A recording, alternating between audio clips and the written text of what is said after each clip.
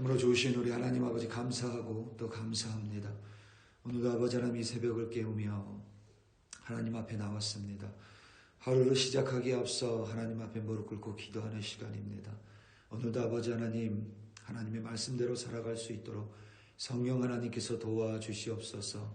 내 행위의 모든 동인이 하나님이 될 수 있도록, 내 행동의 모든 원인과 근거가 하나님의 말씀이 될 수 있도록 우리로 하여금 말씀을 깨닫게 하여 주시고 또 말씀대로 살아갈 수 있도록 우리 성령 하나님께서 힘 주시며 도와주시옵소서.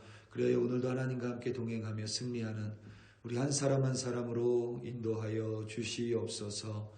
감사합니다. 예수님의 이름으로 기도드립니다. 아멘. 로마서 6장 15절에서부터 23절로 주님의 말씀을 증거합니다. 다 함께 보시겠습니다. 능력받는 새벽기도, 응답받는 새벽기도, 성령과 함께하는 새벽기도. 할렐루야. 아멘. 파블로프의 개라는 실험이 있습니다. 러시아의 과학자 이반 파블로프가 조건 반사에 대해서 행한 실험이고 노벨 생리학상을 수상했습니다. 실험은 의외로 간단합니다. 개에게 먹이를 주면 개는 무조건 침을 흘립니다. 그것이 개의 본능입니다. 개에게 종소리를 흔들면 개는 아무런 반응을 하지 않습니다. 침은 더더욱 흘리지 않습니다. 파블로프는 개에게 먹이를 주기 전에 종소리를 울리기 시작했습니다. 한 번씩이 아니라 매번 먹이를 개 앞에 두고 그것을 주기 전에 종소리를 울렸습니다. 계속해서 그와 같이 종소리를 내며 먹이를 같이 개에게 주었습니다. 그랬더니 어느 정도 시간이 지난 후에 파블로프는 놀라운 사실을 발견했습니다. 먹이 없이 종소리만 냈는데도 개가 침을 흘리기 시작했습니다. 전에는 먹이의 냄새를 맡고 먹이를 눈으로 보고 개가 침을 흘렸다면 이제는 먹이의 냄새도 없고 눈으로 먹이를 보지 못하는데도 개가 종소리를 듣는 것만으로도 침을 흘리기 시작했습니다. 먹이 앞에서 침을 흘리는 것은 개의 본능입니다. 개가 침을 흘리는데 먹이가 동인의 역할을 합니다. 동인이라는 것은 어떤 사태를 일으키거나 행동 변화를 시키는 데 작용하는 직접적인 원인을 동인이라고 말합니다. 먹이가 동인이 되어 개가 침을 흘렸습니다. 그런데 그 동인이 변화했습니다. 이제는 먹이가 없는데도 종소리가 동인이 되어 개가 침을 흘립니다. 침을 흘린다는 개의 행동은 똑같지만 그 행동을 유발시키는 동인은 달라졌습니다. 이것은 비단 동물에게만 해당하지 않습니다. 사람에게도 행동을 유발시키는 동인이 있습니다. 어떤 사람이 어떠한 행동을 그냥 아무런 이유 없이 하는 경우는 극히 드뭅니다. 때때로 자신이 인식하지 못할지라도 그 행동의 원인은 반드시 존재합니다. 과거 영부인이었으며 후에 대통령 후보자였던 힐러리 클린턴에 대해서 정치평론가들은 그녀의 모든 행동에는 정치적인 계산이 있다라고 평했습니다. 우리와 같은 범인은 잘 모를 수 있지만 그녀의 행동이 다소 의아하게 보일 때조차 그 행동의 동의는 철저하게 정치적 계산이었습니다. 종종 한국의 정치인들도 보면 우리의 상식에서 벗어나는 행동을 할 때가 많습니다. 분명히 나와 비교할 수 없을 정도로 영리한 사람들입니다. 그런데도 어떻게 아무렇지도 않게 저런 행동을 하며 또 저런 말을 할 수 있나 의문이 생길 때가 한두 번이 아닙니다. 정치를 은퇴하신 분의 말을 들어보니 그런 모든 행동이 철저하게 계산된 행위라고 합니다. 정확하게 자신의 말이 어떠한 행동이 언론의 주목을 받을지 이미 계산하고 하는 행동과 말이라고 이야기한 적이 있습니다. 그냥 무엇인가를 행동하는 사람은 없습니다. 때때로 내가 잘 인식하지 못할 수 있지만 내가 잘 인식하지 못하기 때문에 오히려 내 행동을 일으키는 진짜 동인이 바로 내 안에 있을 수 있습니다. 15절에서부터 18절 말씀입니다. 그런즉 어찌하리요? 우리가 법 아래에 있지 아니하고 은혜 아래에 있으니 죄를 지으리요? 그럴 수 없느니라. 너희 자신을 종으로 내주어 누구에게 순종하든지 그 순종함을 받는 자의 종이 되는 줄을 너희가 알지 못하느냐. 혹은 죄의 종으로 사망에 이르고 혹은 순종의 종으로 의에 이르느니라. 하나님께 감사하리로다. 너희가 본래 죄의 종이었더니 너희에게 전하여 준 바 교훈의 본을 마음으로 순종하여 죄로부터 해방되어 의에게 종이 되었느니라. 아멘. 바울 사도는 예수를 믿는 자들이라면 더 이상 죄 아래 있지 않다라고 단언합니다. 죄 아래 있지 않아야만 합니다. 우리는 더 이상 죄의 종으로 살지 말아야만 합니다. 죄에게 순종하는 자가 돼서는 안 됩니다. 내 행동의 원인이 죄가 돼서는 안 됩니다. 죄의 세력, 죄의 성이 돼서는 안 됩니다. 누구에게 순종하든지 무엇 때문에 행동하든지 그것에게 우리가 종이라고 바울 사도는 말했습니다. 내가 하나님 보시기에 기뻐하지 않는 일을 한다면 나는 하나님의 종이 아니라 죄의 성의, 죄의 세력의 종일 수밖에 없습니다.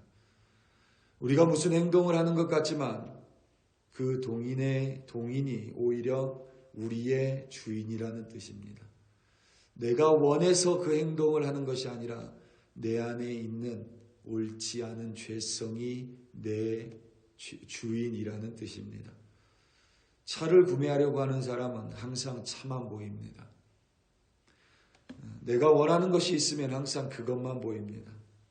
내가 원하는 행동을 하지 못하고 내가 하고픈 말을 하지 못하면 마음이 몹시 불편해집니다. 그 불편함을 참지 못해서 때때로 다른 사람을 전혀 상관하지 않습니다. 하나님에도 개의치 않고 그의 말씀에도 개의치 않습니다. 그저 내 불편함이 내 모든 행동과 말에 동인이 될 때가 참 많습니다. 내 동인의 행위가 때때로 무엇인지 정확하게 알지 못하더라도 한 가지 확실한 것은 하나님이나 그의 말씀이 아니라는 것입니다. 예수 그리스도의 십자가도 아닙니다. 바울 사도는 예수를 믿는 우리가 더 이상 죄의 종이 아니라 죄에게 복종하는 자가 아니라 그러니까 내 행동의 원인과 동인이 절대로 죄성이 되어서는 안 된다고 힘주어 말했습니다.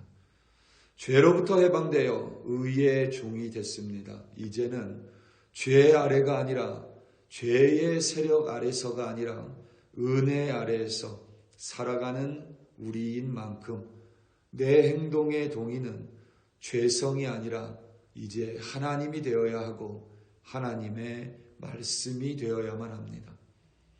예수를 더 닮아가겠다는 마음이 내 행동의 원인이어야만 합니다. 그것은 행동으로 의에 이른다는 것과는 정반대입니다. 율법의 행위로는 의에 이를 수가 없습니다. 죄 아래에서는 의인이 될 수 없는 까닭입니다. 오직 하나님을 믿음으로 예수 그리스도를 통해서만 우리는 의로워질 수 있습니다. 단 의로워지고 난 후에는 의의 종으로 살아가야만 합니다. 우리는 종종 믿음을 마음의 문제라고 생각합니다. 마음으로만 믿으면 된다라고 여깁니다. 하지만 바울 사도는 하나님께서 우리를 의롭게 해주셨으니 이제 그 하나님이 나의 겉으로 드러나는 모든 행위에 동인이 되어야 한다고 힘주어서 강조합니다.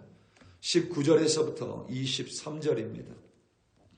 너희 육신이 연약함으로 내가 사람의 예대로 말하노니 전에 너희가 너희 지체를 부정과 불법에 내주어 불법에 이른 것 같이 이제는 너희 지체를 의에게 종으로 내주어 거룩함에 이르라. 너희가 죄의 종이 되었을 때에는 의에 대하여 자유로웠느니라. 너희가 그때에 무슨 열매를 얻었느냐. 이제는 너희가 그 일을 부끄러워하나니 이는 그 마지막이 사망임이라. 그러나 이제는 너희가 죄로부터 해방되고 하나님께 종이 되어 거룩함에 이르는 열매를 맺었으니 그 마지막은 영생이니라.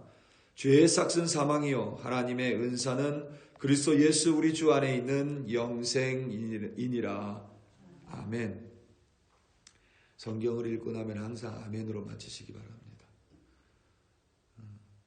바울 사도는 우리의 지체를 의에게 종으로 주어 거룩함에 이르라고 말했습니다. 오늘 본문 17절을 보면 마음으로 순종하여라고 되어 있습니다. 우리는 마음으로만 순종을 한다라고 생각합니다. 그리고 행동은 별개라고 말합니다. 그런데 오늘 본문 속에서 바울 사도는 명확하게 이야기합니다. 마음으로 따르고 순종하고 우리의 몸을 하나님에게 종으로 주어 거룩함에 이르라고 말을 합니다. 우리 마음이나 우리 심령이 아닙니다. 우리 지체를 의의 종으로 드리라고 말씀하셨습니다. 우리의 몸입니다. 로마서 12장에 가면 바울이 우리의 몸을 하나님이 기뻐하시는 거룩한 산 제물로 드리라고 말을 합니다.